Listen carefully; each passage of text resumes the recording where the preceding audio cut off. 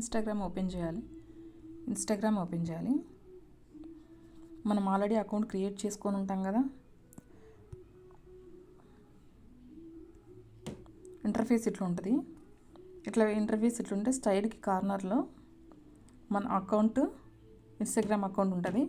దాని మీద ప్రెస్ చేసి పట్టుకున్నప్పుడు మనకు వస్తుంది. ఇక్కడ మనము ఇన్స్టాగ్రామ్ బిజినెస్ అకౌంట్ క్రియేట్ చేసుకోవాలనుకుంటున్నాం కాబట్టి యాడ్ ఇన్స్టాగ్రామ్ అకౌంట్ సింబల్ మీద ప్రెస్ చేయాలి.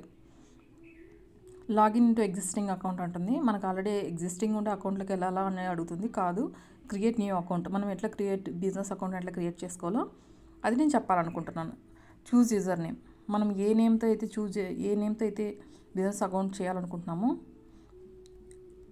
అది మనకు ఉందో లేదో చెప్తుంది. ఇక్కడ చూడండి, దంగేటి. నెక్స్ట్ పాస్వర్డ్ కూడా సెట్ చేసుకోవాలి.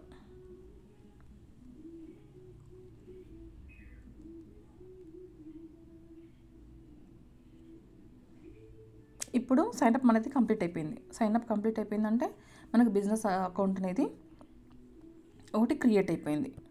ఇట్లా మనం క్రియేట్ చేసుకోవాలి ఇన్స్టాగ్రామ్ బిజినెస్ అకౌంట్.